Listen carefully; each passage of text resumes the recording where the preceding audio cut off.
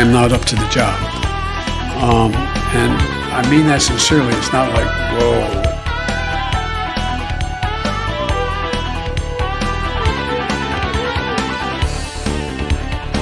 It is time for us to do what we have been doing, and that time is every day. Every day it is time for us to agree.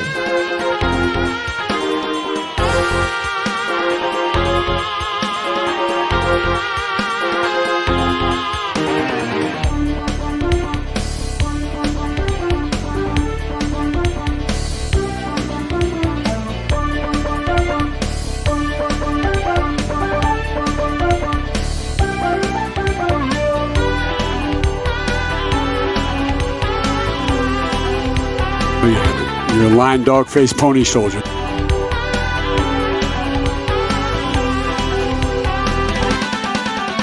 That isn't what it meant. Well, what did it mean now? Explain. It meant that it's indicative of low-resolution thinking.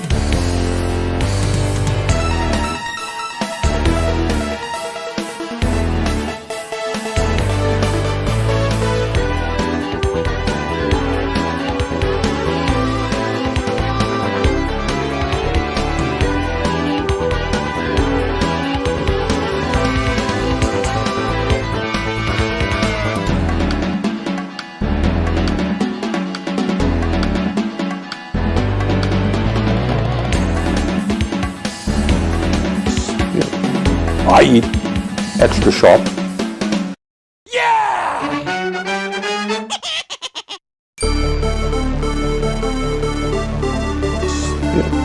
I eat extra sharp. That's what I eat. I eat extra sharp. That's what I eat. I eat extra sharp. I eat. That's what I eat. Extra sharp. That's what I eat. I eat extra sharp. I eat. That's what I eat. Extra sharp. That's what I eat. I eat extra sharp. I eat. That's what I eat. Extra sharp. That's what I eat. I eat extra sharp. I eat. What I eat. Extra sharp. That's what I eat. I eat extra sharp. I eat. What I eat. Extra sharp. That's what I eat. I eat extra sharp. I eat. What I eat. Extra sharp. That's what I eat. I eat extra sharp. Oh, seriously, hot sauce. I've been that's what I eat. I eat a lot of extra hot sauce. sharp. I eat what I eat. Raw Extra peppers sharp. and hot That's sauce. what I No, eat. seriously, hot sauce. Extra sharp. I eat what I eat. eating Extra sharp. a lot of hot That's sauce. what A lot I of eat. raw Extra sharp. peppers I and eat hot what I sauce. eat. No, seriously, Extra sharp. hot sauce. That's I've what been I eat. eating Extra sharp. a lot I of eat. hot That's sauce. what A lot I of eat. Extra sharp. raw That's what I peppers eat. I and eat. hot sauce. No, seriously, Extra sharp. I hot eat. sauce. I've been Extra so sharp. seriously, That's so what I eat. seriously, I eat. Extra sharp. I eat. Extra sharp. seriously, That's hot what sauce. I eat. So seriously, Extra hot sharp. sauce. I I've eat. been Extra sharp. eating That's a what lot of I hot eat. sauce. A lot of I went in Extra sharp. yesterday and there was a television Extra screen, sharp. and I said, "This is genius." Extra sharp. I eat. a lot of hot sauce. Extra sharp. That's what Raw I eat. peppers and hot Extra sauce. sharp. I eat. Examine the terrain. Watch a campaign with the man Tim Kaine. Tim Kaine in the membrane. Tim Kaine in the brain. Running against the worst candidate in the history of presidential politics puts pressure on me. Can you imagine if I lose my whole life? What am I going to do? I'm going to say, I lost to the worst candidate in the history of politics. I'm not going to feel so good. Maybe I'll have to leave the country. I don't know.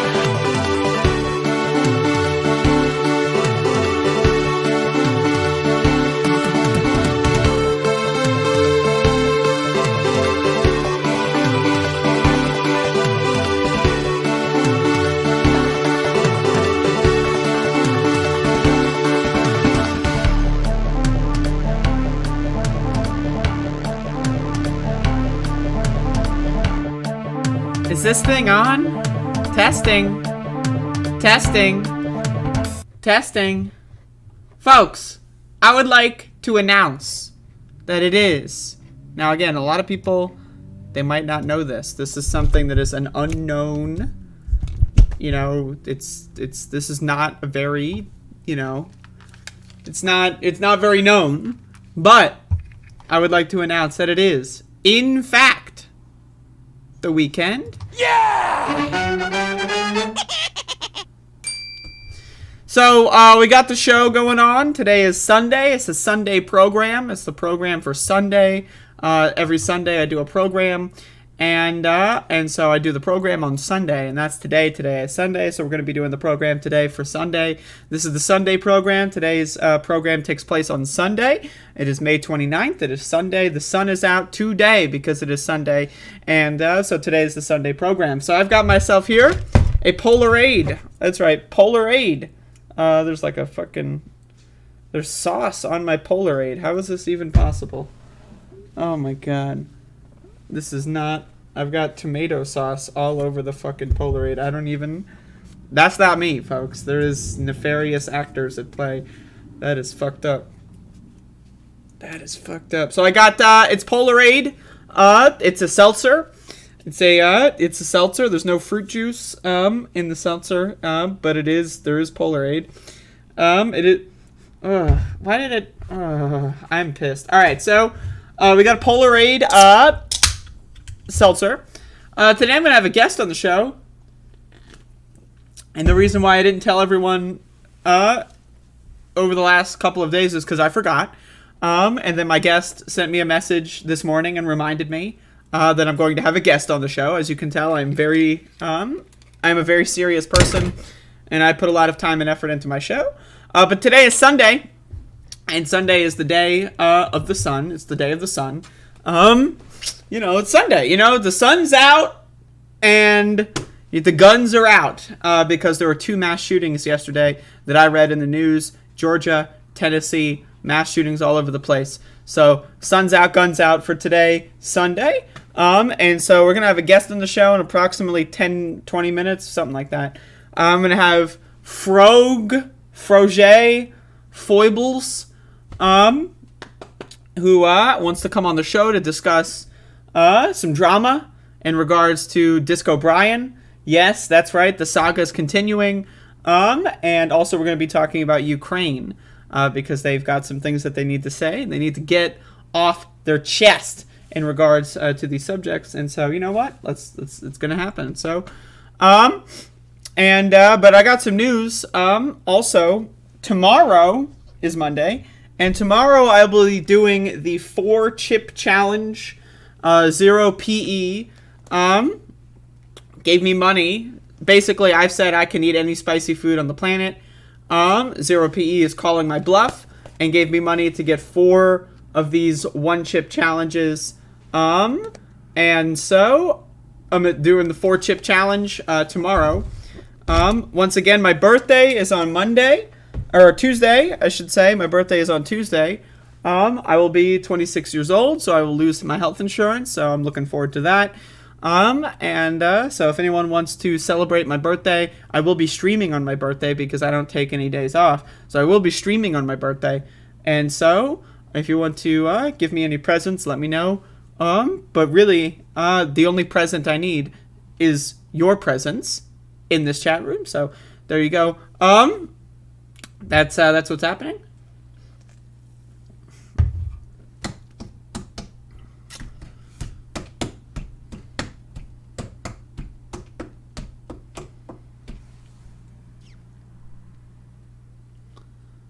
Jen got sick and missed an episode of TYT because of those chips. What does that mean he got sick? Like he was like, "Bleh! Bleh!" Like what does that mean? How do you get sick from eating one tortilla chip? Bleh! What the fuck? Bitcoin Cash is exploding right now. Oh shit. Let's go check the Bitcoin Cash price. It's up 1% today. Crazy. It's exploding. It's down 8% on the week. So, it's exploding, folks. Up, up, up. That was a pretty good Jank impression. I don't know. He was sweating out his eyeballs. What a fucking freak. I didn't know that Jank would have the spice tolerance of the average white person. But apparently he does. I don't know. I think Americans are just fucking stupid when it comes to food. Like, Americans don't know how to eat spicy food because they're fucking stupid. Like, I don't know what else to tell you.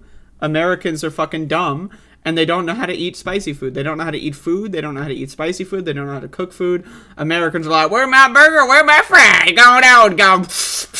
That's all they do. That's the average American. They don't know how, like, they don't know anything about spice. They don't know anything, like, not even, like, spice isn't, like, but, like, spice isn't, like, you know, like, herbs and stuff and, like, other kinds of, they don't know anything because they're fucking stupid. They're fucking dumbass pricks, the average American. Where's my burger? Where's my burger? Give me out taco, hot dog, right? Like, these motherfuckers are ridiculous, man. Anyway, enough about shit fuck Americans. So let's do a show about shit fuck Americans. So this is an interesting event. This occurred. Title IX lawyer. Kiel schools had no choice on investigation. So you might be wondering, what the fuck does all this mean? Well, let's find out. This is in Kiel, Wisconsin. What started as a Title IX investigation at Kiel Middle School has affected the entire community. You're not going to believe this fucking shit, by the way. A series of bomb threats against the school and the city forced the school district to move all students to virtual learning for the remainder of the school year, which is probably like a week or two, and led city leaders to cancel the Memorial Day parade as a precaution about, I don't know, that's a good thing. I agree with the cancellation of the Memorial Day parade. Fuck that fucking shit. The bomb threats all reference the district's ongoing investigation of sexual harassment. 3 8th grade boys are accused of refusing to use a student's chosen pronouns. A section of the civil rights law prohibits gender-based harassment, even name-calling on the basis of sex. An expert on the law tells us the school district had to take action and investigate regardless of the repercussions. So let's get this straight. There's bullies that were bullying a transgender student, and just because the school had to do a review, probably the bully's parents called in bomb threats and shut the whole school down, and like just destroyed the whole Memorial Day parade for everyone else that lives there. That's insane. That's insane, but this is where we're at in the United States. An expert already read. Laura Zimmer, a Title IX attorney at McCarthy Law LLP, said discrimination based on sex, orientation, or on gender identity is prohibited under federal law. The schools are obligated to take action. It's not a choice on their part whether to allow discrimination of this type to happen. They are required to take action. So again, even if they investigated it and they determined that we investigated it and it's all good, continue bullying that fucking tranny, right? Like, they still have to investigate it. It's the law to investigate it, right? But that's how fucked up these people are. They hate trans people so fucking much that, like, just the idea of the law existing is worth calling in bomb fucking threats on the whole goddamn school. It's insane. It's insane. That's fucking insane. That's crazy ass fucking shit. Zimmer says while family, friends, and community members are able to discuss Title IX investigations, the administrators at Kiel Middle School legally cannot disclose most of the findings. The Wisconsin Institute for Law and Liberty filed a lawsuit on behalf of the families of the boys being investigated, asking for the complaint to be dropped. Jesus fuck. Will tells Action 2 News it will not withdraw its lawsuit even in the wake of ongoing threats to the Kiel community. That's insane. So this is what we're dealing with in the U.S. Just want to start the day, today's show off with some really bad news. People hate trans kids so much that they're literally threatening to blow up the school and the entire city's administration because federal law exists. Like, there's no determination. It's not like they determined that these kids were bullying based. Like, the existence of federal law is enough for fascists to want to call in bomb threats. It's insane. It's insane. That's crazy ass fucking shit. I don't know what to tell you. It's crazy ass motherfucking shit.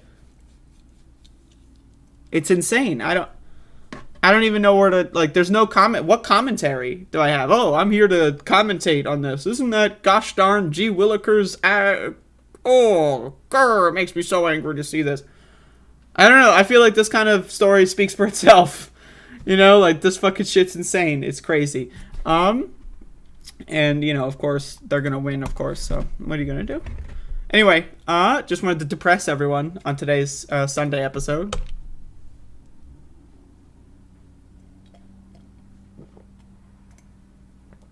All right.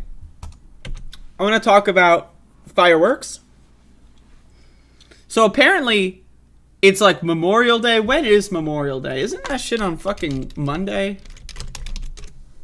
This shit's on fucking... Yeah, it's on fucking Monday. So it's fucking Memorial Day. Okay? Well, actually, it's not. It's the Saturday before Memorial Day. And I got these shit-fuck motherfuckers in my neighborhood that are like, oh, it's Memorial Day in 2 days, gone, my fireworks. So, first of all, I don't celebrate Memorial Day. Well, I mean, I would celebrate Memorial Day in the sense that, like, you know, hey, I didn't choose to be a fucking soldier. But anyway, but I don't care about Memorial Day. I don't remember these holidays. I think all of these holidays are fucking stupid. But so last night, I decided to drink alcohol, and I was a little inebriated. And all of a sudden, there's explosions and bright lights. Explosions. And I'm thinking, oh shit, it's over. It's over. The Civil War has begun. World War III, it's over. We're all about to die. But nope, it was just fireworks. So anyway, my dog, his name is Max. I'm going to see if I can get him over here. Maxie! Max! Where the hell is this dog? Max! So my dog's freaking the heck out. He's coming. Because of these goddamn fucking fireworks. Come on up, pup. Come on! Alright, he's just woofing it out. So anyway, Max the dog is like freaking out. He's cuddling all over me. He's got his like fucking head resting on my face. I couldn't even fucking breathe. And anyway, so these motherfuckers with their fireworks. Like, do you really need to celebrate fucking Memorial Day with fireworks? First of all, Memorial Day is tomorrow, right? So why Saturday before Memorial Day when Memorial Day is on fucking Monday? I don't know. So I'm probably going to have to deal with another fucking round. That's like these motherfuckers that, like, it's July 4th, but then they do fireworks for, like, 6 days in a row. It's like, do you really need that? Like, one day is enough. But then everyone's got their own, oh, I took off on Sunday, so I gotta do these on Sunday. Right? Like, these motherfuckers, man. Like, don't they understand I've got, like, a fucking dog with PTSD? Like, my motherfucking dog is freaking the fuck out. Right? Like, he's like, whoa, right? Like, he's woofing it up. He's woofing around town just for you. Just, you know, for the viewers out there, I'm going to play a little video of Max the dog. Just a real quick, just to show you what kind of dog we're talking about. We're talking about a pup here. So check this out. So this is the pup that we're talking about. This precious, beautiful baby boy, right? And he's getting tortured. He's getting tortured by these fireworks. I don't know, man. This dog is amazing. But anyway, so Max the dog is being tortured by these fireworks. And I'm thinking, like, Memorial Day? Like, July 4th, okay, right? But Memorial Day? Right? Like, don't they know that soldiers have, like, PTSD and shit? Like, don't they understand? They're, like, you know, like I know that, like, veterans hate fireworks because it literally reminds them of bombs, like, blowing up their fucking friends in Iraq or whatever, right? So it's like, but then I got to thinking, well, it is Memorial Day, right? So they are technically already dead, right? Like, so, like, if you're doing fireworks on Veterans Day, you know what? The veterans are still alive. You probably should avoid it. But Memorial Day is about the dead motherfuckers, right? So really, is there any problem with fireworks on Memorial Day? I mean, they're dead. They don't mind that. You know, they don't even have PTSD because they died. They're the ones who died in the explosion. They didn't survive to fucking get PTSD. But, like, my point is that, like, my dog doesn't like that shit. But what do I do? Like, what do you do with fireworks, right? Like, what are the options, right, in society? Like, what do? You can't call the cops, right? I don't believe in that. I don't believe in cops. I think cops would make the situation worse, right? And they probably wouldn't do anything. They would probably just say, cut it out! And then, like, you know, that would be it. And then my neighbor would hate me for calling the cops. So I can't call the cops, right? It's just, that's the worst possible option. Do I go over to the neighbor's house and say, hey, my dog has PTSD. Can you not do that? You know, like, first of all, I gotta track down what house these fuckers are coming from. Like, you know, like, who knows where the fuck this shit is. I gotta, like, go outside with my magnifying glass and go on an investigative journey. You know, and so, you know, I'm not doing that shit. It's like, I'm fucking drunk, right? Like, it's fucking, you know, I'm drunk. It's like fucking 9 p.m. Like, Jesus Christ. So I'm not gonna hunt around my neighborhood like a fucking freak show looking for these motherfuckers with the fireworks, okay? So I'm thinking to myself, what are the options? Like, could I figure it out who it is, like, later? Do I, like, go out tomorrow? Like, as in right now, like, after the show, do I go out and look for, like, the remnants of these fireworks? And then, like, do I knock on their door? And, like, even if I did, like, Like, what do I do? Like, there's no way, like, okay, can you please not ever do fireworks again? Then I'm viewed as, like, a buzzkill. Like, I don't know, like, I'll give you drugs. Like, just, like, stop with the fireworks. Here's some drugs. You know, if you're doing drugs in your house, you're not gonna fucking annoy the shit out of everyone in the neighborhood. Right? You know what I mean? But fucking fuck fireworks. Fuck fireworks. Fuck these fuckers that do fireworks. And fucking Memorial Day? Really? Like, is July 4th not enough? Like, these motherfuckers do it like New Year's, July 4th, Christmas, Thanksgiving. These motherfuckers with their goddamn motherfucking fireworks. Like, again, motherfucker. Like, do you have any idea? Like, it's one thing if, like, fireworks are at, like, a park or something far away from neighbor residential areas. Like, it's at, like, a big park, you know, everyone who wants to deal with the fireworks goes to deal with the fireworks. That's one thing. But you motherfuckers doing fireworks in your neighborhood, go fucking fuck yourself. Fuck you and fuck yourself. And fuck your fucking fireworks, motherfucker. Because this dog, this beautiful baby boy, does not deserve to have, like, to go through a fucking PTSD episode because your fucking bitch ass is like, oh, I'm bored, and instead of playing a video game, I'm gonna launch fucking magical fucking rockets into the sky and annoy the shit out of everyone trying to sleep. Like, motherfucker, I got a fucking sleep schedule to uphold. I gotta work in the morning, motherfucker. I don't have time to be waking up in the middle of the night because my dog is, I don't have time for that fucking shit. Fuck you, fuck your fireworks, fuck Memorial Day, fuck July 4th, fuck the memorial, fuck the veterans, fuck Veterans Day 2, fuck New Year's, fuck you, and then fuck everyone. So I just wanted to talk about that. I'm mad as hell. I'm really fucking mad at this shit. I'm sick of these motherfucking firework ass fuckers. So anyway, just wanted to talk about that. And so, fuck them.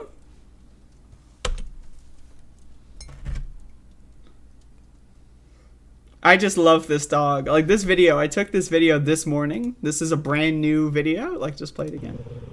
Like, listen to this. Like, this is what my dog does. It's very difficult to capture moments like this, but when you do, it's great. Look at this.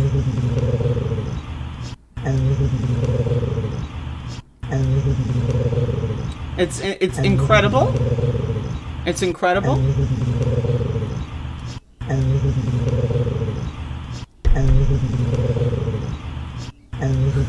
I love this dog. I'm gonna cry. All right. Before I cry, let's continue the show.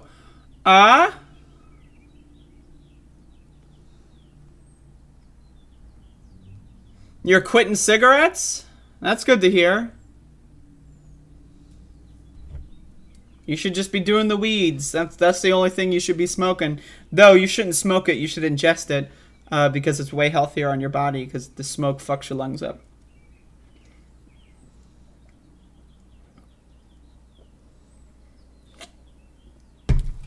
Yeah, fuck fireworks. Like, I don't even like have any like care in the world about using them personally.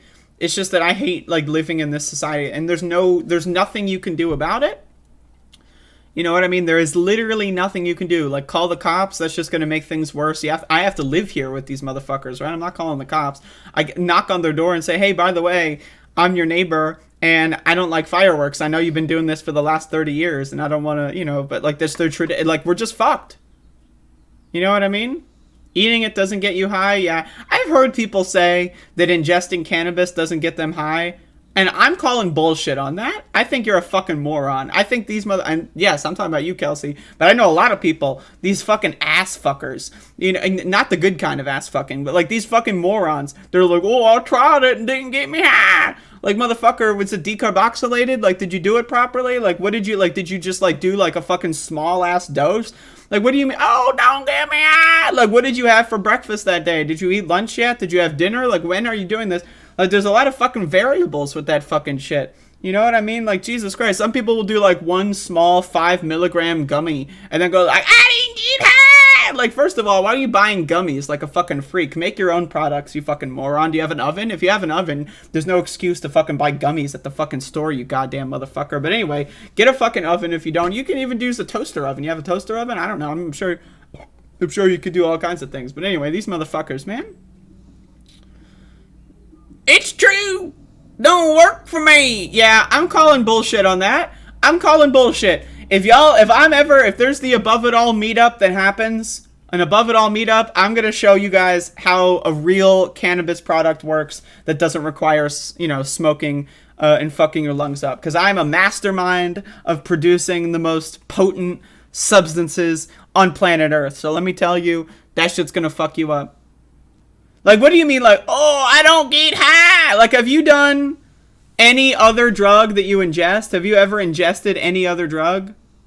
Like, do any of them get you high? Like, I'm like, when you eat food, do you gain nutrition? Like, what do you mean? Like, oh, I don't get high. Like, I don't know. Like, you motherfuckers are insane. What do you mean you don't make the enzyme? Like, what the fuck enzyme are you talking about? I ain't got enzymes. Like, are you, like, can you do, like, mushrooms? Like, do you not have the enzyme to, like any other drug that you ingest? There's a couple of them. Like, do you know, like, when you drink alcohol, is it just, I just drank alcohol and nothing happen. Like, what the fuck do you mean? I don't have an enzyme. Like, go get an enzyme, you fucking idiot. What the hell is the matter with you people? Is this ableist? I think I'm ableist right now. I might have crossed the line. But fuck you. That's some fucking stupid ass shit. Anyway, so we're going to be moving on. We're going to be getting Frog _ Foibles to come on the program to discuss, whatever we're going to discuss. Who knows? And so, just going to do it live. I'm calling you up right now. Got a phone call happening live. Hello? Hello, can you hear me? Yes. Hello? Excellent. Hello, how are you? I'm pretty decent. This is Frog Foibles. I've been on here once or twice before. It's good to be back. Yeah, when's the last time you came on this fucking show? Like a year ago? It may have been more than a year. That's a long time. Yeah, I came on as Plumes of Happy, so... Yeah, you change your username like every 6 Yeah, I 6 rebranded. Weeks. Yeah, so in the chat, you're Torrentile Rage. Is that true? Yes. So you got Plumes, you got Torrentile Rage, you got Frog. And I have more. I have other more screen names. Okay, there's more? More. That's insane. I know. All right, so... Okay, so you're coming on here... Things. You're coming on here to call me out. Is that true? I'm in the hot seat.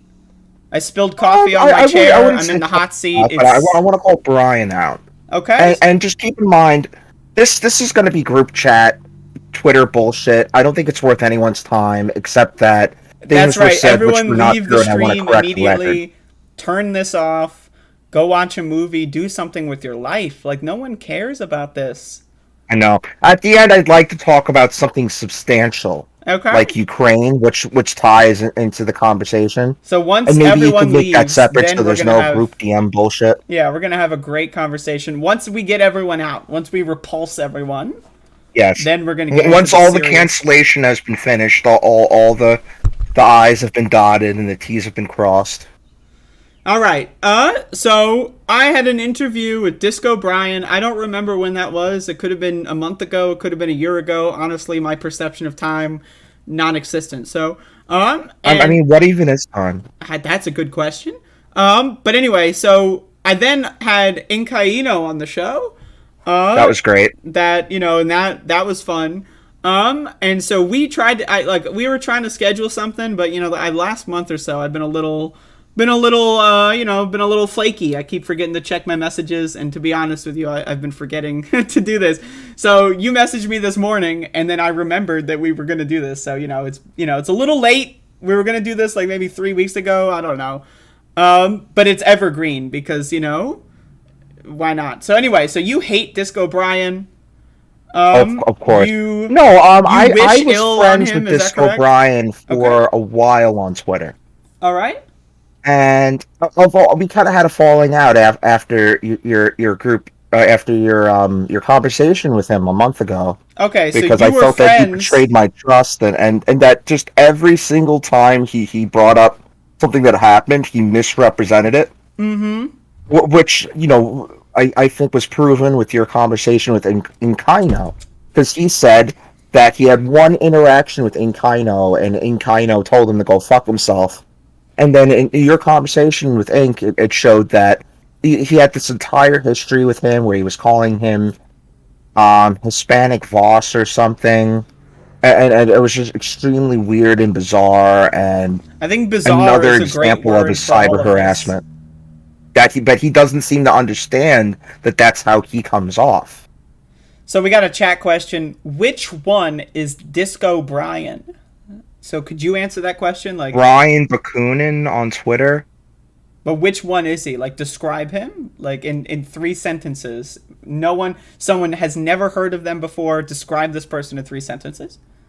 Well, I would say in order to really have context for this, you'd have to watch the interview with Andrea and Disco Brian. That's like the 3-hour masterpiece. I know. Yes, I would prefer not to do 3 hours today. I got to do some yard work. So, Right. Well, I don't really have a 3 sentence long description of him, but Yep. I do have notes of your conversation with him. Okay.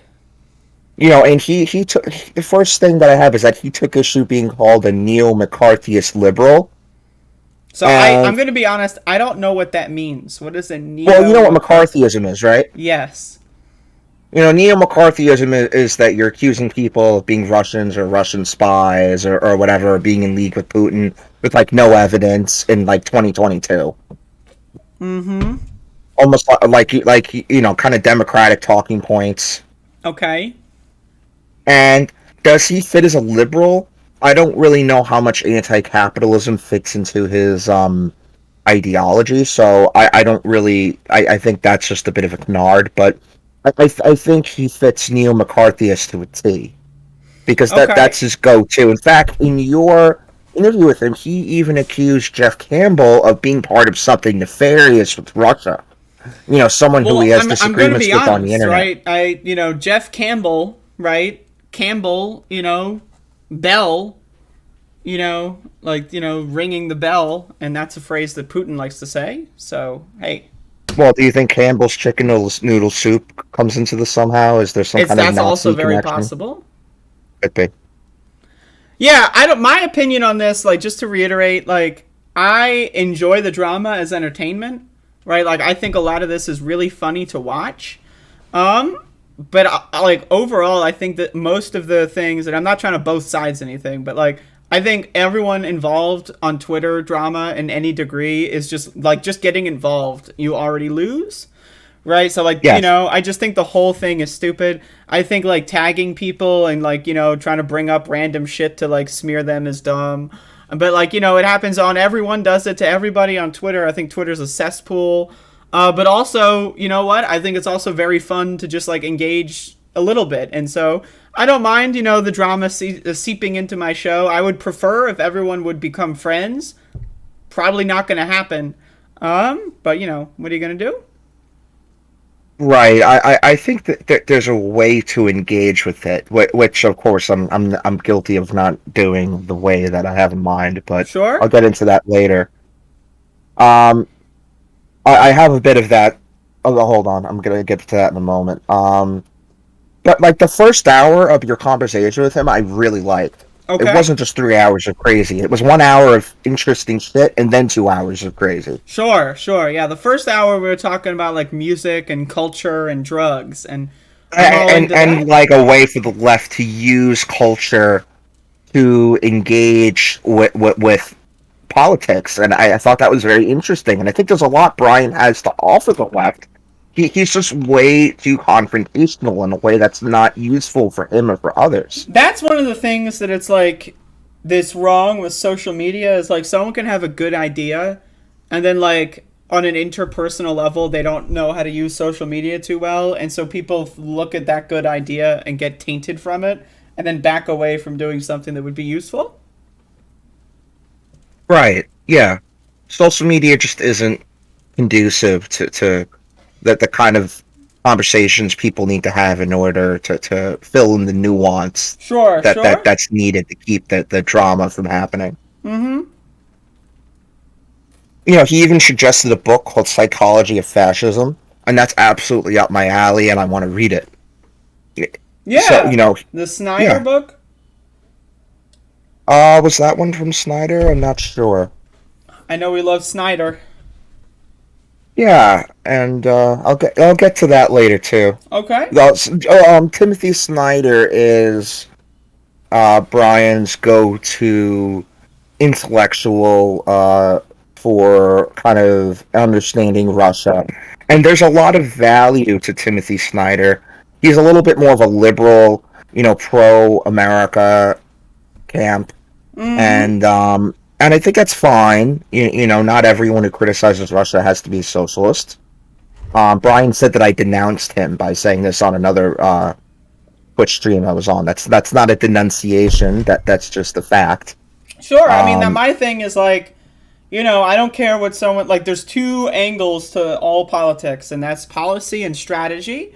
I'd rather have someone have like a really good fucking strategy for something that I agree with 50% than have no strategy for something I agree with 99%. Right, and what's interesting is Timothy Snyder was on the Majority Report, and Sam Snyder asked him, because he's like, there's all this Russian misinformation, and it's an attack on democracy, and Sam's like, okay, sure, that's all true, but what do we do about it? And he said, we have to be vigilant. And Sam wasn't very happy with that response. That's not a very substantial response. I mean, that's not an actionable way to deal with this stuff. Yeah, it's not a path to power for the left. There's a fine line between like vigilance and paranoia, right? Right. And it's really difficult to toe that line because like once you become aware of like a lot of certain political machinations, that can like basically just make you a paranoid freak. And your paranoia may be justified 80% of the time, right? But it's like, also, that 20% of the time is just going to ruin a lot of things, right? Like, so when a lot of people go on Twitter and say, like, this is Russian disinformation, like, a lot of, like, Russian disinformation is disinformation for a good reason. Like, they're really good at propaganda. Like, and so there's a lot of people that fall for it. Like, does that make them evil? No, but it makes them, susceptible to propaganda. I think everyone is susceptible to propaganda to some degree. 100%. The opposite of Russian propaganda is liberal propaganda, and the idea of liberal propaganda is to understand Russian propaganda as they don't as Duginism. If you've ever seen Alexander Dugin, the idea that there is no truth, that it's whatever we want it to be, that it's whoever the powerful is. Mm-hmm. Whereas liberal truth is the truth. They care about the truth and the things they say are true, and they care about that. And a socialist will look at that and be like, you do not have a monopoly on truth. If anything, what differentiates you is that you care about the truth, but you don't always achieve it. And liberals don't really understand that they're sitting within an acceptable range of politics, that they think they're in the center, that they're unbiased and objective, and they're often not. That they have all these preconceptions tied into their ideology. That's right. Which is what I would criticize Timothy Snyder for too. Yeah, but I would take Timothy Snyder over an Alexander Dugin in a heartbeat. One of the other things that like internet discourse makes impossible is like you can like someone and criticize their take on a certain subject. Yeah. Absolutely, and I think that wish we would have a lot more of that. Like people I disagree with, I try and understand what we have in common. And there's a lot of people I disagree with about Ukraine. People who I normally like, and I'll be like, they're on the left and they're our allies. How do you criticize someone on our side who maybe has a wrong take on a foreign policy issue? Do we treat them as the enemy? Do we try and see how they are tied into the Russian conspiracy? And that's just not, conspiracizing everything with the individual Twitter accounts. It's just not the way to go. Mm-hmm. So, going back to my notes, another thing Brian did, or I forget if it was you or if it was Brian, but there was a criticism of David Griscom for eating meat on Twitter, or talking about eating meat on Twitter.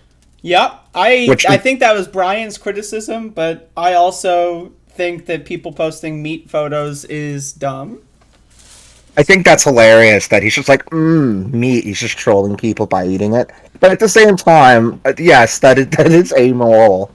And maybe we should be moving away from that. Not everyone is really at the point where they're able to do that. I mean, this is why I started a cooking show, right? Like, I want to be able to teach people on the left how to cook for themselves without, like, you know, you don't have to, like, fucking be a professional. You can just fuck around in a kitchen and make good food. And it doesn't, like, that. I started a cooking show for that exact reason, because there's a lot of people that I've spoken to about healthy eating and meat and all, how it damages, you know, just the whole society we live in. It damages the planet.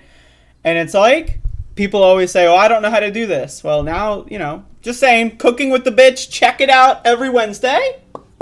Yeah, I've watched that. You're pretty good. I think the problem is time management. I mean, people always have time to cook for themselves, where they're just, you know, they work all day and they go home just to sleep and immediately go back to work. Yeah, that's why. And you end up just picking up fast food on the way there, on the way back. One of the things I like to do with my show, not to, you know, talk about my show too much, but I don't like to edit out too much, because I want people to, like, see how long it takes to make the meal, right? Because a lot of cooking shows will, like, edit out the wait times, but my opinion is the wait times, you want to optimize your wait times. Like, while you're waiting for something to cook, you want to be cutting something else up, you know? So that's why I try to make all my videos, like, in the 20 to 40 minute range. And then I also, like, one of my things is leftovers. Like, half the time I just eat shit out of the fucking fridge, you know? But anyway, Cooking with the Bitch every Wednesday. So, back to your notes. And then another thing is, Brian mentioned a Jacobin mind, you know, in the criticism of Jacobin magazine. Mm-hmm. Which I am a subscriber of Jacobin. To be honest, you may even read Jacobin more than I do. I see that they have a number of different people who write for them. The creator of Jacobin is Bhaskar Sankara. They have people like what's his name? Our favorite Ben Burgess. But they have a lot of different people with a lot of different opinions, and I feel like it's the kind of thing where, like, you know, tankies will or people on the far left will criticize it for not being anti-capitalist enough, and then other people will criticize it for being too socialist. Seems like everyone has their idea of what the like, my Jacobin opinion mind on is. Jacobin is, like, I'm glad that a left-wing magazine exists, and, like, that's the extent of my support. Like, honestly, I don't, like, I think a lot of the people that write for Jacobin are, like, way too smarmy and up their own ass at this point. I really just know the two people I mentioned. I don't know. Like, I don't know if you've ever seen the YouTube stuff for Jacobin.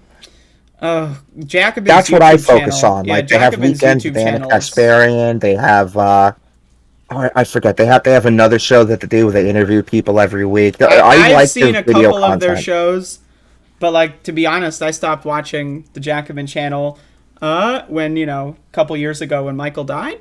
So I have no interest in any of their shows now. But I've seen a couple of their videos now. Every once in a while, I'll see it or someone will send it to me.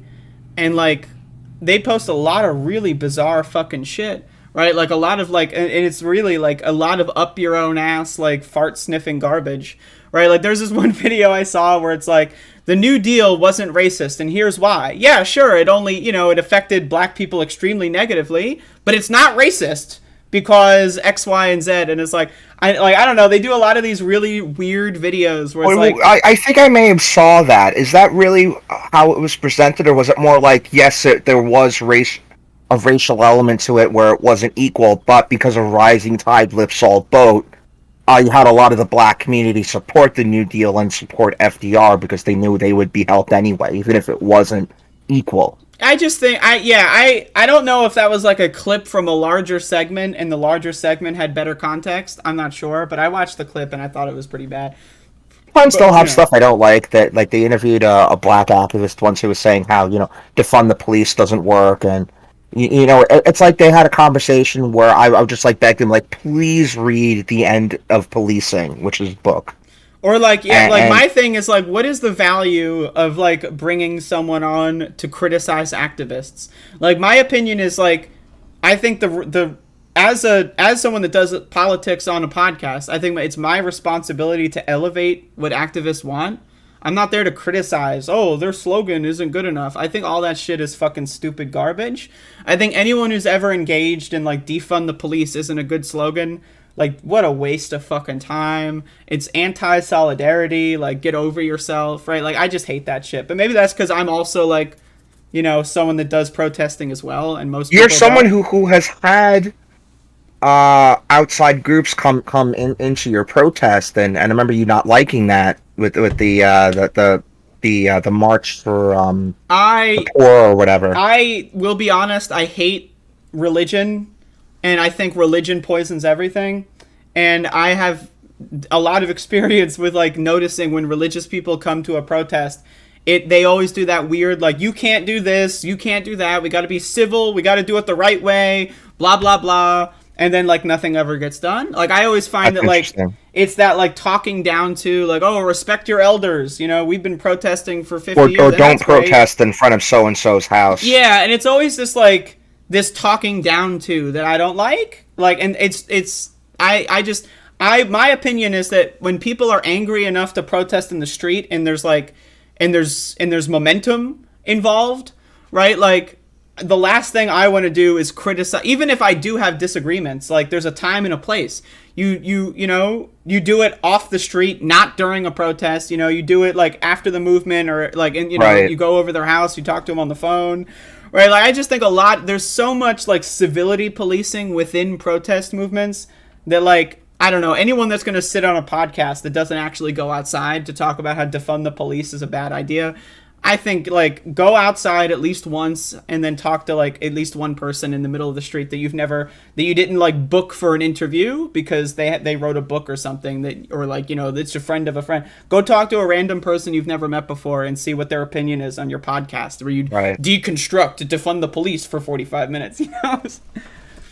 My experience with that is, because I've been critical of protesters, I was very critical of Occupy Wall Street because they had a very ineffective structure. It was an anarchist structure where they had to all vote and have unanimity in order to do any kind of decision making. That included, like, ordering pizza. They couldn't even decide what demands they had. So they had no demands because they didn't have a functioning governing body of their movement. So criticism would be to, you know, would be to empower them to be like, you could do better if maybe instead of a unanimous voting where everyone votes and you can't, that you need to have some kind of representative structure, because you can't just do your anarchist system. It's one of those things where it's like, if you talk to people on the ground with that, then I'm fine. Like, I think hashing out disagreements on the ground is a good thing. But doing this, like, authoritative, I know better than you kind of stuff, like, from up top, that's my problem. Also, we have a super chat from Andrew with a good fun fact. To criticize a political movement from your podcast channel. Yeah, but this is a fun fact. John Lewis was yelled at by the Catholic Church for wanting to say, "We will not be patient" at the March on Washington in 1963. And that tracks. I get it. Like religious people are the biggest tone police in the whole fucking world. Like I remember doing protests, like, a bunch, like several times, but last year I did a bunch. And, like, sometimes people would say, like, fuck the police, fuck 12, and then you have, like, a religious person going, like, oh, don't say that, it makes us look bad. It's like, I don't, like, I just hate that shit. But anyway, back to your notes. Let's talk about Disco Brian. Yeah, because we only have a short amount of time. Yeah, and you only want to talk about good stuff, and you're distracting me from the shitty stuff. Yeah. Anyway, you know, he was saying how Jacobin is very Strasserist, and one, that's a misuse of the term Strasserism, but we all misuse the word Strasserism. No one understands what that is. There were the Strasser brothers in Nazi Germany who, they were not socialists. They were Nazis who just wanted, like, I don't know exactly if it was, like, universal health care, but, like, social welfare programs. Yeah, like the Jackson Hinkles. Yeah, more or less. You know, and is Jacobin Strasserist? I don't really see that, but again, I probably don't read it as much as other people do, so I just wanted to kind of bring up this point that, like, I'm not sure if what was said about Jacobin is accurate, but I'm not sure if it's wrong either.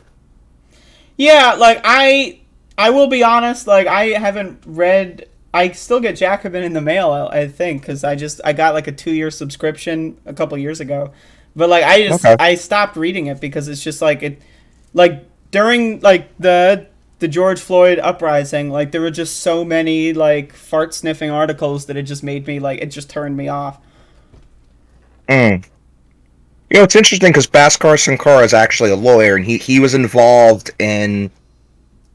What wasn't he down there when the person who was killed in your community, where you had what was his name?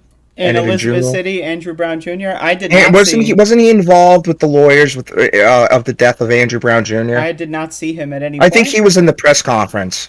He wasn't one of the main lawyers, but he was like a side lawyer. He was. Who are you? He was like, about? Let's have the guy who knows more about legal stuff talk. Sankara? Yeah. He was. I do not recall that in any capacity. Maybe I'm wrong, but I think I'm right. I think he was. As if someone, not there, then somewhere else. But as I think someone that was there, I could say probably not right. Okay. We'll fact check that, and then you can cancel me if I'm wrong. I will bring you back on just to cancel you. Like, I Okay. will add you back into the show and just to hang up. Yes. And then he said something. Brian said something that was interesting, that everyone should be allowed to make mistakes, and not everyone is perfect. Mm-hmm. And I love that. And there's a dichotomy with Brian, where on the half you'll have this message of love and forgiveness, and then when it comes to conflict, he's very, you know, like, this person was having a conversation with Crystal Ball, and they're not critical enough of Crystal Ball, so they're an enemy.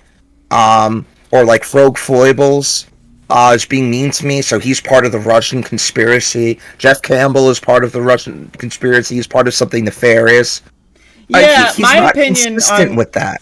On that kind of stuff is that, like, you don't have to be everyone on your political ideology spectrum. You don't have to be friends with every single person that has the same politics as you, right? And that's fine. But like it's just the social media. People just, like, they hate each other, and it's the dopamine cycle of, like, you know, you get stuck in these loops of just like, oh, I'm going to send a mean tweet. They're going to send a mean tweet. I'm going to screenshot their mean tweet. You know, it's like none of this would ever happen on a phone call. None of this would ever happen, like, in a real life person environment, right? Like, it's just like, but, like, also, like, Brian's criticism of, like, I think the thing that annoys the shit out of people is when he criticizes David Sirota for having I'm going to get to that. Okay? I have a whole thing on my notes about that. Okay. Let me just get past this part, because I'm doing this in order of what he brought up. Okay, so you got the notes. So about an hour and a half, Brian briefly mentioned me in relation to Matt Dimitri, who is a user on Twitter who's very critical of Jimmy Dore. I think he's the one who actually made me realize Jimmy's a fucking idiot. Okay. His YouTube channel. And he called my group chat that he was a part of G-Hive for going after Dimitri without explaining any of the context behind it. So just trying to make this short, Matt Dimitri wanted to cancel Tim Black, because this is when Tim Black was going after Jimmy Dore and promoting people who were critical of the People's Party. Mm-hmm.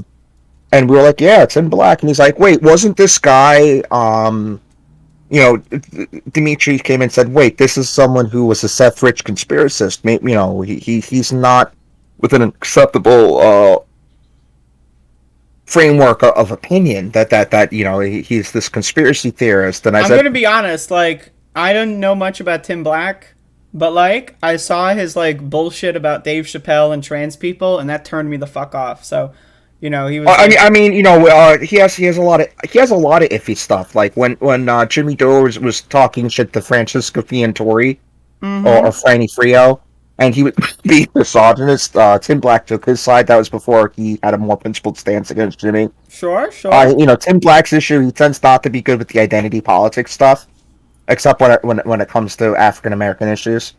Yeah, like I think that kind of perspective is detrimental. Like this whole like, and there's like trans people that do like this thing too, where it's like trans issues are the only things that matter, and no other issue matter. It's like the only answer is intersectionality. Intersectionality. If you are going to be like a huge black right activist, but you think gay people are ugly and disgusting and should be killed, I mean, you're just a useless person to everybody, you know? Not that that's specifically something that Tim Black yeah, said, but I'm just like, you know, like, right. I'm just like, you know, it's dumb. Like you're allowed to say like, this is not my field of expertise, but this is, so I defer, you know, to people that are in that group, right? Like, I'm not going to speak on behalf of black people. I'm not black. I defer to their judgment, you know, and I expect the same thing of people that are cisgender that would want to defer to my judgment, you know? So my reply to Dimitri was, yeah, there's a lot to criticize Tim Black on, but what's the approach to quote unquote cancel him or to thank him for the good that he's done, and then maybe challenge him and maybe try and have some kind of interaction? You know, did we just cut him off completely from left politics? We could do that. I mean, you know, on an individual level, you know, I don't have to watch him, you don't have to watch him, but should we go on Twitter and just promote? Yeah, just fuck him.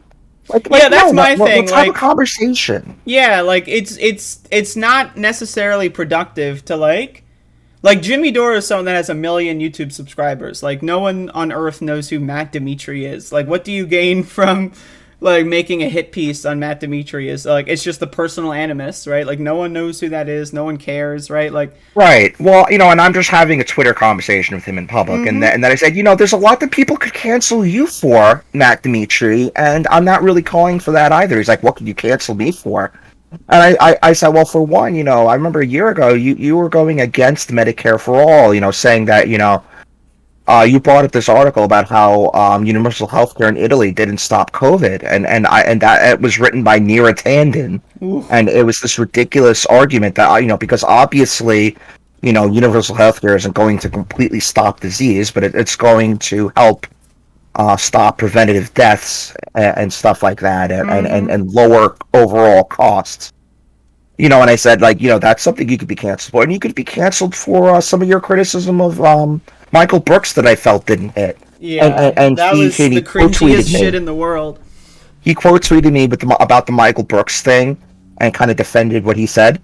And then, like, all of Twitter saw that shit and started quote tweeting him and dragging him. And it's like, he should have quote tweeted me so that it goes out of the tweet thread to its own thing, so that it pops up in everyone's feed. That's the other thing, quote tweets. Like, Twitter is such a well-designed machine to get people to hate each other. Like, right? look what this one thing someone said in the middle of our conversation. You just take that one thing and quote tweet it. Like, look, this guy's an idiot. I got him. And then it did context removal. Then they'll quote tweet you, and then it's like fucking quoteception. You got to go in, and then. But normally it's the person being quote tweeted that's at the bottom that gets the low end of that. Yep. But he ended up owning himself because he started getting some bigger accounts piling on him. There were friends of mine in the group chat that was piling on him because he was being a dick to me too, and for this is what Brian accused. Oh, that we as a group were targeting and harassing him, and that makes us a G-hive. The G-hive thing. Ridiculous. I mean, I gotta be honest. I've talked to Brian a little bit about the G-hive thing. I think it's not a useful phrase.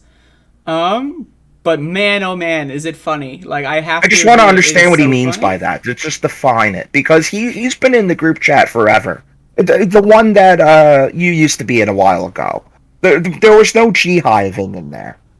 I don't even know, like, is G-hive, like, just a group of people that interact with Jeff? G-hive is literally, remember when I had that argument with Chris Richards, and then I started a group chat, and it ended up exploding, and I had Stopey and Rob and a bunch of people in it? I think. I honestly don't remember. That's what G-hive ended up being. Because then people started calling us G-hive. It was literally that group DM.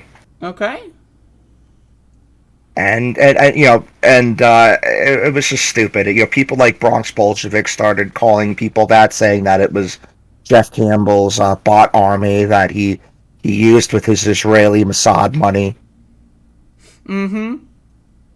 It's just, you know, she's another Nazbol.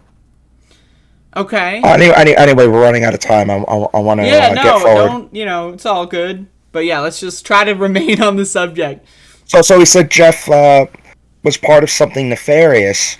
and that he's beating the dead horse of Jimmy Dore and Hinkle, Jackson Hinkle, which, yes, I've even said to him, to Jeff Campbell, you're going off on this a bit too much. Maybe we could focus more on activism-based stuff. And he does constantly, every chance he gets, he makes hits at Jimmy Dore and Jackson Hinkle and those people. But he's been personally attacked by Jimmy Dore and Jackson Hinkle. Yeah, in a way like that that's other the thing. Twitter users haven't. It's the revenge mentality, or like, you know, like the revenge, just like when you get revenge, you just create someone else's opportunity for revenge, and it just goes back and forth. And then, like, it's just over the pettiest garbage, right? Like, right, but, you know, Jeff justifies it by saying, you know, I'm showing people who didn't know before how much of a charlatan Jimmy Dore is, and he thinks that he's providing a valuable service by doing that. And yeah, I think there's value in that. That's I've a valuable Jeff's perspective, but I think we need to be more than that.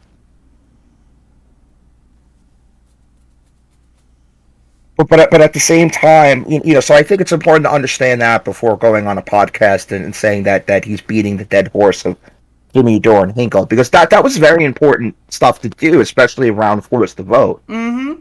Before Jimmy, that was even before Jimmy went just full anti-vax, right-wing. Like, he was flirting with right-wing stuff, but he didn't go full in. Like, he's lost a lot of the Force the Vote crowd, I feel. I honestly the only time I ever pay even slight attention to him is when someone DMs me like, hey, look at this stupid clip, make a video. And I'm like, all right. Yeah, I watch the updates that the Surf's Times does on him, and sometimes I'll watch the whole video, sometimes I'll just watch the preview, and I'll be like, this guy's a moron. Mm-hmm. So, and then he accused him of working for Putin. Brian accused Jeff of working for Putin. There's no evidence for that. There's just conspiracism. Yeah, well, so there's two things here. So there's like working for Putin, as in you're on the payroll. There's a 0% chance that that's the case. And then there's also like working for Putin in the sense that like you're a useful idiot for their disinformation campaigns. Like, you know, I don't think that Jeff is either. But you know, on some issues, you know, some people aren't as educated as they should be before they make a comment or something, and you know, and that's fine. Like, I think that, you know, doesn't make them a bad person. It just makes them really bad on some issues, you know. And if we had like a mentality on social media of like, oh, hey, you're a little ignorant on this, here's an article you should read on the subject, instead of fuck you, motherfucker, you know, like if there was like just that more helpful mentality, I feel like that would be a lot less common. I want to reply to this toward the end of the conversation, because that's a more interesting conversation. I want to get done with the drama stuff first. All right, let's go. He said round? He was kicked out of my DM group for criticizing public figures. That there were things that were unsayable. He didn't actually go into the details why I kicked Brian out of the DM group. Okay. And then he brought it up again later. And then a bit paragraphs that I read. He once again misrepresented why he was kicked from the chat. He had an argument with someone named Autumn. Autumn's a good friend of mine, trans woman, who he said that Autumn likes Vosh. And so he's having a conversation, and you know, I think they were having a conversation about you, and they were saying, wow, you know, at one point, Brian said, well, I know you love Vosh, but Brian saying this to someone he had only just met, he has no idea what Autumn believes. And I know from the past that Autumn doesn't watch Vosh, Autumn doesn't like Vosh. Mm-hmm. So he's just putting words in her mouth and creating an argument, and then Autumn's like, fuck you, and she blocked him. Mm-hmm. And that kicked him from the group. So he wasn't literally kicked, he was blocked. Twitter has like that auto kick feature where it's like whoever is like joined the group first, like if they kick someone who joined the group afterward, it'll block who's lower on that priority list. You could block someone who came in the group before you, and it would kick them. Really?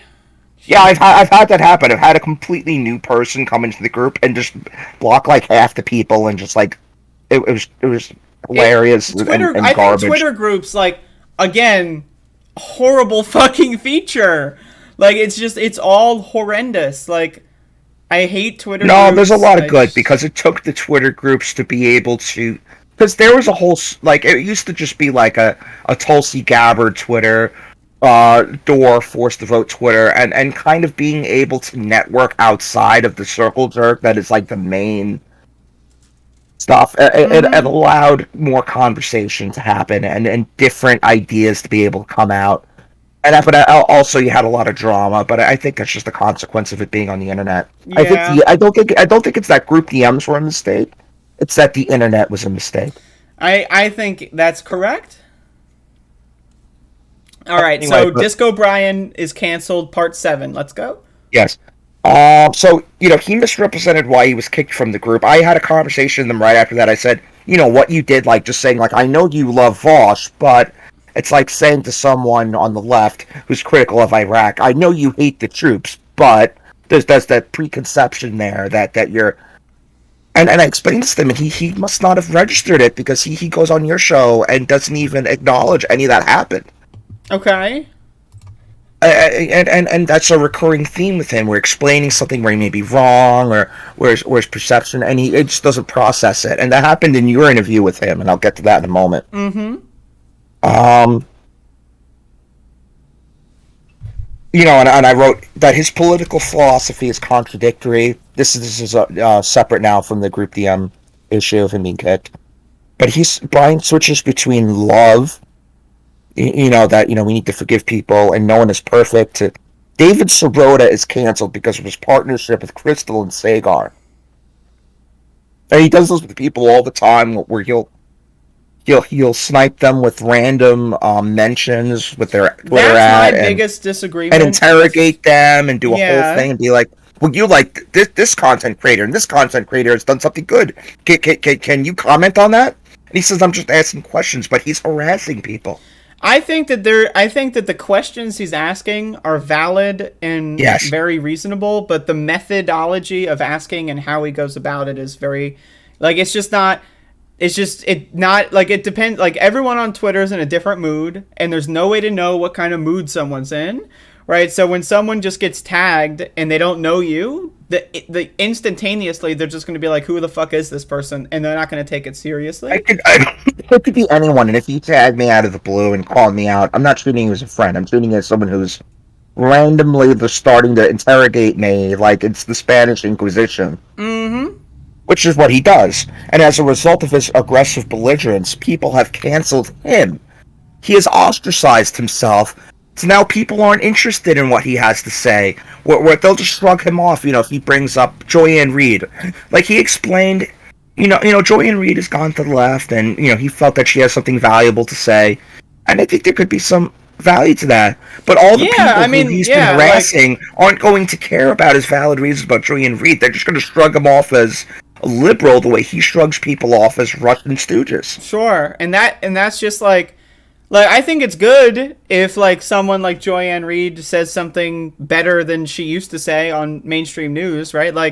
I think that's a net positive, but then also Twitter leftists generally don't even have cable subscriptions, so if you want to talk to people about Joyanne Reid, I would not talk to Twitter leftists about it because they just I don't care. I think it's a net positive, sure.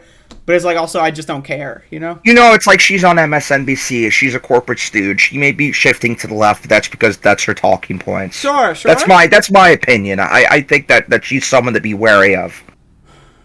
Yeah, I honestly don't care either way. I think that is the least relevant thing. I bring that up because he said that people aren't listening to him when he brings up a valid reason for liking a certain person, and why is everyone calling me a neo-McCarthyist liberal and criticizing me for liking Joyanne Reid? Mm-hmm. Because they're not taking the time to empathize with you because you don't empathize with other people.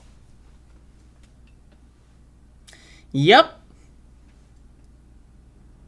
Also, he said, that he implied or said that all that David Sirota and what's his name?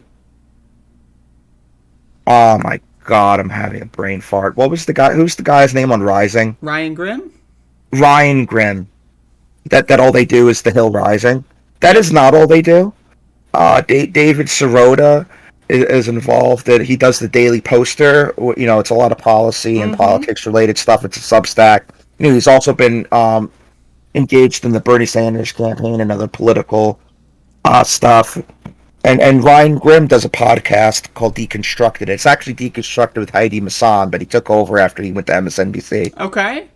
And so they do lots of stuff on the side, and it's like Brian will take his stuff from Deconstructed and kind of present it on The Hill Rising. Yeah, and I also have to make a point my opinion is that Rising and Breaking Points and that whole format is garbage and pure trash. And I think it's very obvious that Rising and Breaking Points have like 80% right-wing audiences. So I just don't. My opinion is I don't see any benefit to going on there. Well, I hated it when it was Crystal just going like, yeah, in response to everything Sagar would say. And we didn't have the kind of conversation you would hope. Whereas Ryan Grimm, he doesn't always push back, better than Crystal. But there was, there have been some famous moments like when he criticized Emily for, he fact checked her about the extent of Russian, like the U.S. didn't win World War II; it was Russia. Sure. And he criticized what's her name? Oh my, Kim Iverson, who I hate. Nazbol, Tulsi supporter, right winger, who pretends to be a progressive. Because she was doing the Uyghur genocide denial, with China, and he brought up several things to criticize her. So Ryan does serve a good purpose there, and he's introducing a lot of interesting ideas to a right wing audience. Also, there was one day they were going on about how this one Hillary Clinton scandal was like Watergate 2.0. And then Ryan talked about it with the host, and they realized, oh, this was blown out of proportion. This is Fox News bullshit. So, the current state of the Hill, it's too right wing for me. I only really watch when Ryan has something to say. But it's better than it used to be, and I don't think it's total garbage. And it's a lot more reasonable than anything you'd find on like Fox News. Yeah, but I mean, if you compare stuff to Fox News, I think most things would be more reasonable. But yeah. Me personally, Fox News is becoming more reasonable. They're even criticizing the cops from that Texas shooting. Okay, I didn't see that, to be honest. Oh my, Tucker Carlson was talking shit about the cops. That's interesting. I gotta find that. Like, they finally found the bottom of the barrel. You had several hosts, Brian Kilmeade. Yeah, if you want to watch, the Majority Report had a clip on that. Okay. So... And then I want to bring up, you had a fantastic question about messaging. Because you brought up several times, do you think that the things you say would be better said if you went about them better, if your messaging was different? And the second time he brought that up, he paused for a few minutes, and then he started talking about Nazis and the KKK and his family history for a second time, as if what you said about his messaging somehow tied into that. And it's like, that was a point where maybe he could have conceded a little bit and criticized himself, but it was like he wasn't capable of it. And yeah, I mean, I don't know. Like, I can't tell you what's in Brian's head. Right. So, like, I don't know, maybe he felt... I thought that was an interesting window into his mind. Yeah, I don't know. And I thought, if there was any reason for him to come on, it was for you to pose that question for him, and I think that was great. Okay. What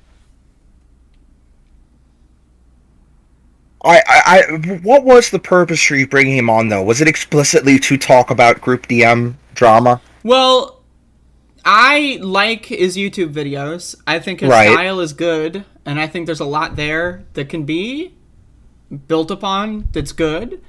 And so that's the main reason to bring him on. But then also, like, I am aware that everyone hates him on Twitter Spaces, right? So it's like, if I'm going to bring him on, it's going to be, like, it feels like it's compulsory to kind of talk about that a little bit. Because the first hour, he was talking about great stuff, and he kept being like, talk about the drama, talk about the drama. Like, don't talk about the drama. Yeah, I mean, I know that if I brought him on and didn't talk about it, that I would get a lot of people that would get mad at me. Right, so like that's my thing. It's like, I feel like just give him a chance to say his piece on his project, and then give him a chance to say his piece on, like, drama. I think that's fine. I had mixed feelings the whole time, because on the one hand, I'm like, why is you bringing him on to talk about this stuff that's betraying my trust and misrepresenting all these different people? Yeah, I don't know all the details, and like I said in that, it's like I didn't mind bringing Incaino on the show, like to clarify. I don't mind bringing you on the show to clarify, right? Like, E. Pluribus also wanted to come on too, and he was misrepresented. yeah, we haven't set that up yet because Because what I'm happened with him, what lazy. was Brian was harassing him on Patreon, and Brian reported him. And E reported Brian. Brian got banned, and Brian read that as that E got banned, and then he said that he got banned on his own Patreon, and E wanted to fact check that, and that ended up not being true. And it's like, instead of Brian being like, something I did that a neutral arbitrator, Patreon, looked at what I was doing and decided that it was harassment and that I should be banned from the platform.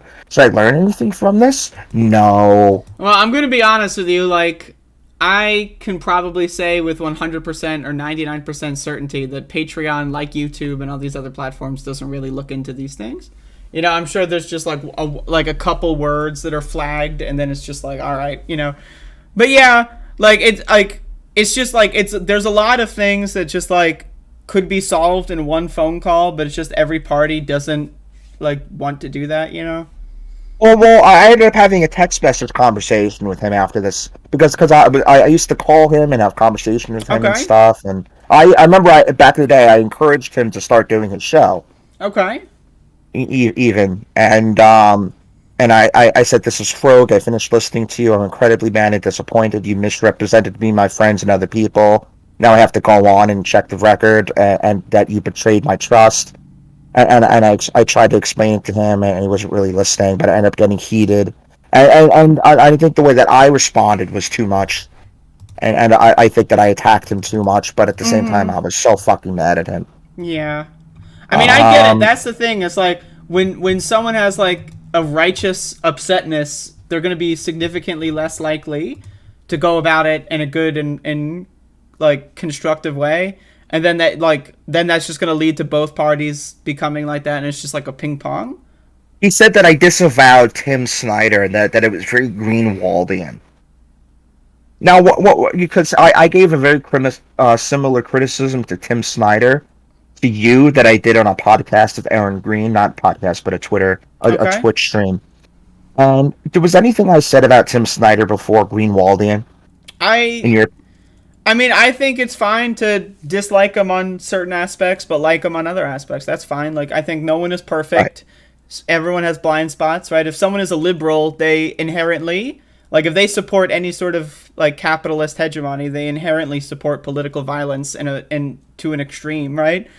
So, but it's also like they can be aware of that and not focus on that. Like, it's possible Tim Snyder is aware that those things result in that thing, but he knows he doesn't have the power to go against that, so he's going to use his position to go against something he feels like he can more constructively explain and go after. He's doing his best to make the world a better place, and that's fine. I don't see him as an enemy in any way or someone that we should really spend that much time criticizing. Just that I think that there's a better criticism of Russia and the overall thing than he has. Okay. But I don't think that makes me like Glenn Greenwald, who was a scumbag, and I'm not even going to get into Glenn Greenwald.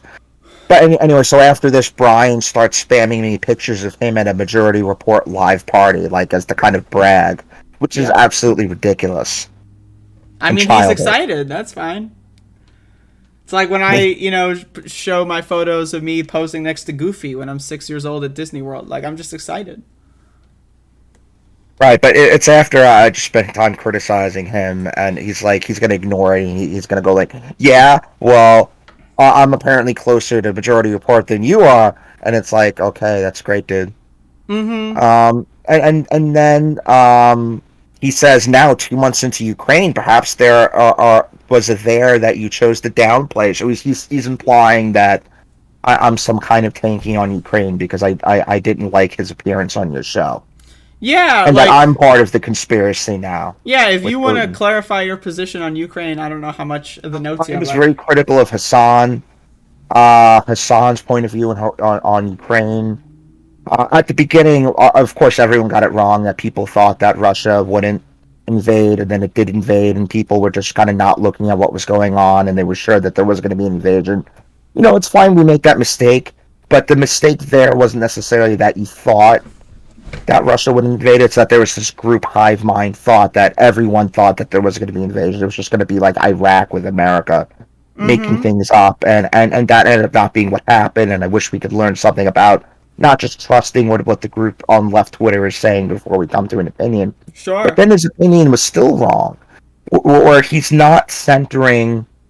And I watched his streams multiple times just to be sure about all this. He's not centering the sovereignty of Ukraine the way that I think he should. That it had, he's overemphasizing the issue with the Azov Battalion, which that they're a group of effectively Nazis in Ukraine. But he's creating a false equivalency there and defending the Gravel Institute video, which was the single worst bit of propaganda on this I've ever even seen. Are we talking about the point Hassan where it was Piker taken down? or Brian? What? Who are you describing right now? Hassan Piker. Okay. Because he did a video responding to a video criticizing the Gravel Institute video, and it was garbage. And one of the worst parts of Hassan's video where he defended a conspiracy theory that it wasn't the Ukrainian prime minister having people on rooftops shoot at protesters, that these were snipers from out in the distance from the Azov Battalion doing false flag sniping in order to make it look like the government did it. Mm-hmm. And there's no validity to that. And Hassan's point was that this is a valid point of view, that it's not something that's disproven. And you can tell these were not snipers. These were probably like guys on rooftops, the AK-47s. Mm-hmm. These were not precise shots. A lot of them missed. A lot of them were from angles that were not from like a sniper distance. They were coming from above. They were coming from rooftops, not that far away. Mm-hmm. So, I've been very critical of the Russian narratives coming out of this, that there are bio labs in Ukraine that are being used to develop weapons of mass destruction, and Russia's going in to stop them. Noam Chomsky has had a lot of bad opinions on Ukraine, not centering in the sovereignty of Ukraine, not realizing that it's not just an attack on Ukraine, that this is an attempt to destroy the entire Western security apparatus of Europe, and that he probably won't stop with just Ukraine, that we can't just engage in appeasement. Mm-hmm. And if anyone's interested, there's a video by someone named Vlad Speaks, or Vlad Flexler Clips on YouTube, called How to Critique Chomsky on Ukraine. Mm-hmm. And I think he does a very good job with that. I would suggest for anyone Lonerbox, and did a video trying to understand Hassan's point of view and what he gets wrong with Ukraine, and I think he did a great job there. So that's what I'll cite for this. Okay. We only have like 5 minutes left if I want to keep going. Oh, you were talking about Russian disinformation before. Sure. It's absolutely real, and it's not just people being either on his payroll, Putin's payroll, or just being unwitting stooges. There are other incentives that happen. And, there are studies about there are certain websites that circulate Russian disinformation, mm-hmm. and they boost it, and it's almost like retweeting, but for websites and articles and stuff.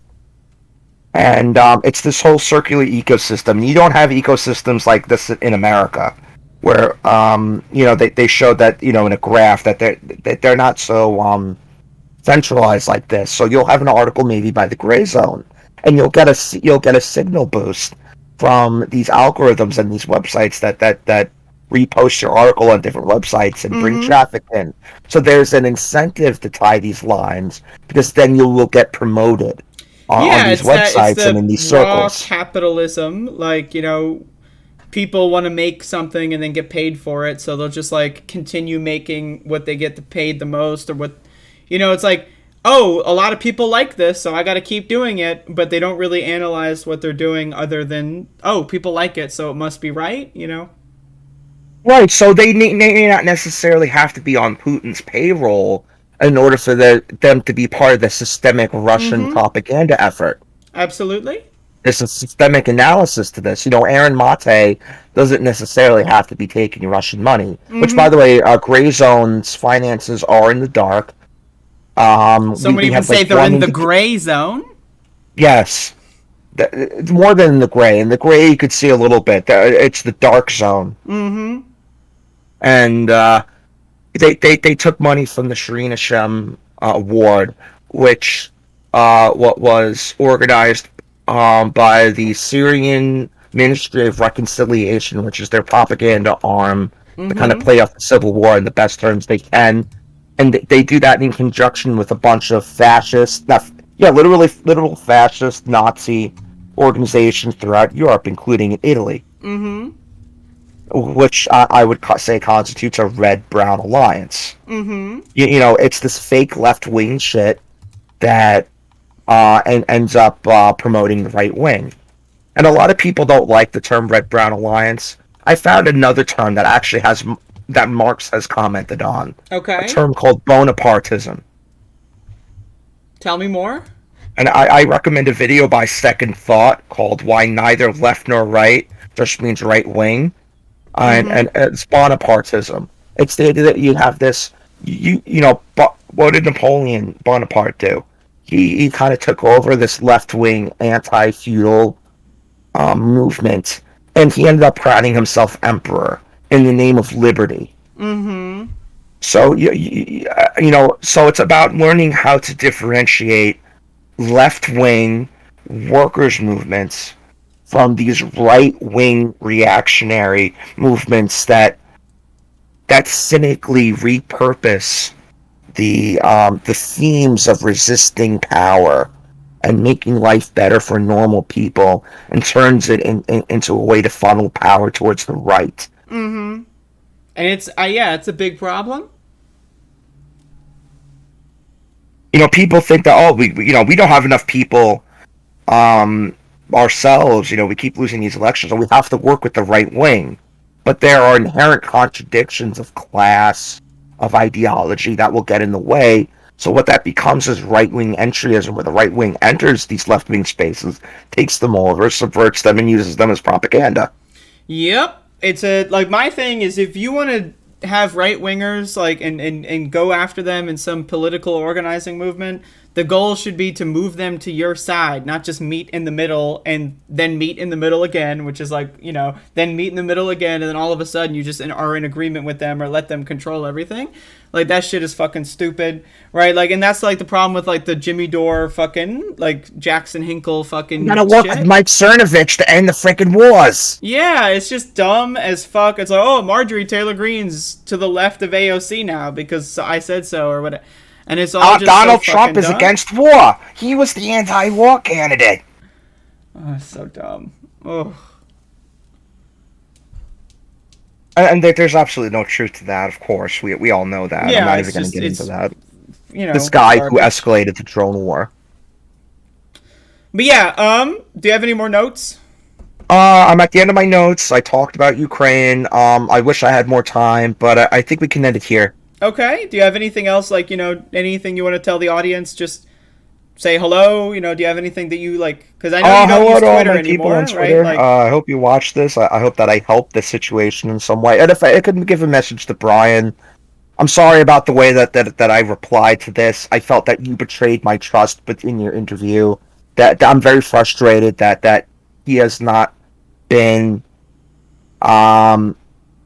He doesn't listen to criticism and learn from it. That he's been very stubborn, and continuing to harass people and not take any responsibility for that. And so it takes me coming on here and spending an hour talking about stupid Twitter drama, in order to hopefully have some kind of effect. But I doubt it will. My ideal is that everyone gets on here, says their piece, and then everyone just either agrees not to be friends but not to be hateful of each other, or agrees to be just. You don't have to be friends with someone, but you don't have to spend every day on Twitter yelling at them or talking about them. And a lot of people have said some really dumb shit about Brian too.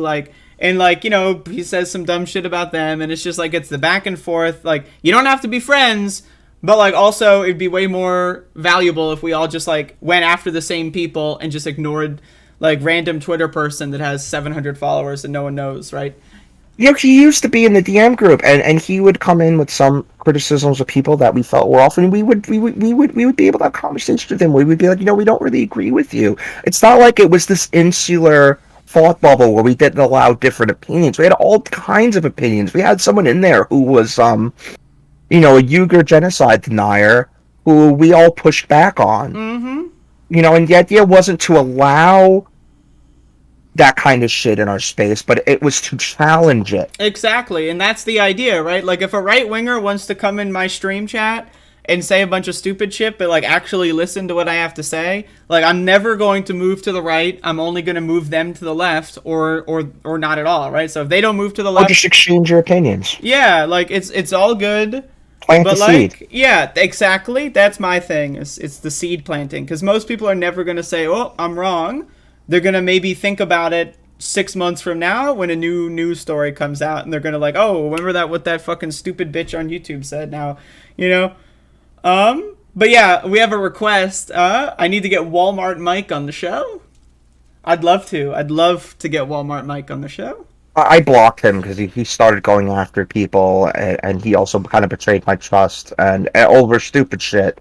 Like, he's making this thing of like, oh, you guys aren't good enough dealing with genocide denial people, and it's like he's not even there when we were criticizing those kinds of people, and it's like there was this. My opinion on Walmart Mike is like, I think that guy is totally lost his marbles, like, and not like in a fun way. Like, I think Disco Brian, like, when he loses his marbles, I think it's mostly fun. But Walmart Mike has lost his marbles, and like, those marbles were like melded down, and they're not going to be found. Like, that guy he is done. I used to defend Mike from people because I thought, you know, he may not be as much of a socialist as everyone else, but he focuses on issues like these Nazbols and shit, and he does care about left-wing issues. So you know, and he was a friend, and people would be like, he's not part of our movement, he's an enemy. I'm like, what? I cursed someone out once because of that, and now looking back on that guy was right. The guy saying that Mike wasn't part of our movement, you know, Mike has ostracized himself, and he's got a lot of people to unfollow him over like the most stupid liberal talking points. Yeah, he's a total clown. But open invitation. If he sees this and wants to come on, you want to come on and say whatever you want to me on my show, Walmart Mike is more than welcome. And the same goes to anybody else. I don't really care. Like, during the election, I would have fucking Trump supporters come on my show. We'd talk for like 4 hours straight. And like, you know what? It's interesting. I love to learn how people behave in that way. And I think that talking on the phone is always more constructive than talking via text on Twitter in a public forum where everyone's trying to be cool in front of the rest of the class, you know? It's just, that's my thing. Yep. All right, but thank you for coming on. You know, hopefully for the people that do care about this, and there are people, you may be surprised, folks, but there are people that do care about this, a couple of them out there. So hopefully that they gain something. I hope that, again, the tensions reduce over time. That's my ideal outcome. I don't have any, you know, false interpretation that it's going to happen anytime soon. But, you know, like, even if it's like a year from now, everyone doesn't hate each other anymore, I'm going to take credit for it. And if everyone continues to hate each other, well, you know, it's worth a shot, you know, whatever.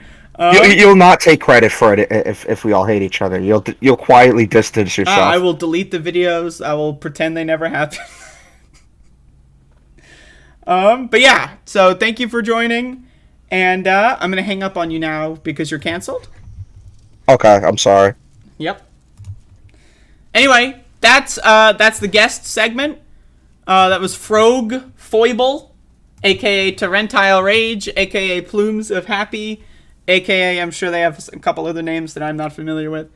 So again, you know, if you don't know all the drama, feel free to go back and watch the Disco Brian interview. This is a whole saga we've got building. Watch the Disco Brian interview, watch Incaino, and watch this one, and you'll maybe get a better understanding. But I'm down to have anyone else on if a pluribus wants to come on. I was trying to get Jeff on the show, but he's a very busy person, apparently. So, and also I'm a lazy bitch. So I like if plans fall through, it's like, what am I going to be like? So we were going to do something last week, but then you were busy last minute. Do you want to set it up again? I can't do that. Like, I can't do it. If a plan falls through, it's never going to happen unless someone's like the only reason why we had Frog on the show is because they would ask me, like, they would remind me, because I'm just, I'm really bad at that. But anyway, yeah, so that's Twitter drama. I love it. I'm here for it, but it's also really dumb and the worst thing in the world. But also, again, tomorrow is Monday, and that needs to be understood. So tomorrow I'm going to be doing the 4-chip challenge, folks. The 4-chip challenge. I've got 4 of these. Zero PE said that they don't believe that I can handle spicy food. So we're going to be doing the 4-chip challenge tomorrow. And so we'll see how it goes. I'm not. I'm not going to declare that I will consume all 4 of them. If it is actually as deadly as they say on the box, like, oh, this is so hot, we'll see. But again, I am used to going to restaurants and it's like white people hot. Like, it's like mild salsa is like, like that's what I'm used to. I remember like going to a restaurant and asking them, can you give me the spiciest sauce possible? And then they're like, okay. And then they brought me like some mango habanero shit. It's like, motherfucker, first of all, this has sugar all over it. So that it's going to cancel out the heat. And then second of all, like, I didn't even take one sip of water. Like, this is garbage. But anyway, so we'll see if this is the real deal or not. Tomorrow. And Tuesday is my birthday. So we're going to celebrate my birthday by getting hit by a car, because I lost my health insurance. So that's the best way to celebrate my birthday. Yeah, I mean, if you want to come on again to Rentile, it's all good. I feel like I got my opinions out. It's all good. It's all, you got to start somewhere. There's a lot of backed up material to get out, and that's fine. But anyway, I got to go to the urination station. I have an appointment for the urination station. They booked me. And so I got to go there, right now. So thank you all for watching. I appreciate it. And tomorrow will be a good show.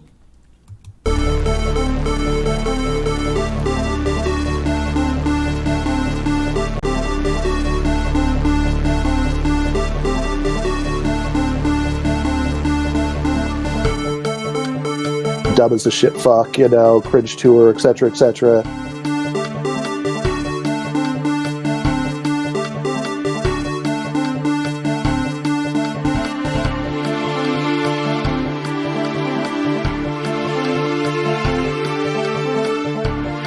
$7 million for reef fish management, $25 billion to combat Asian carp, $2.5 million to count the number of amberjack fish in the Gulf of Mexico.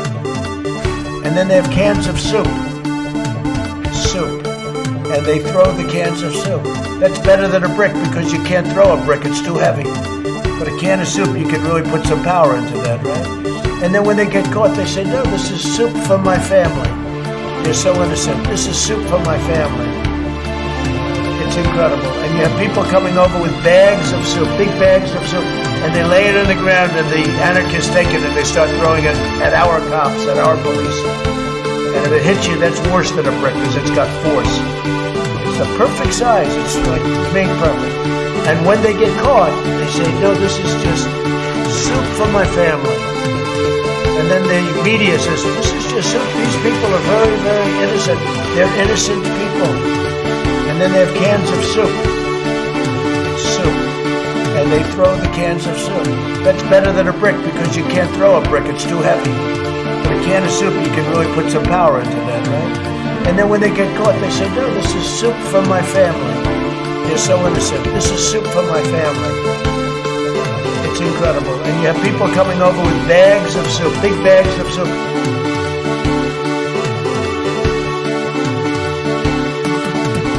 I went in yesterday and there was a television screen, and I said, this is genius.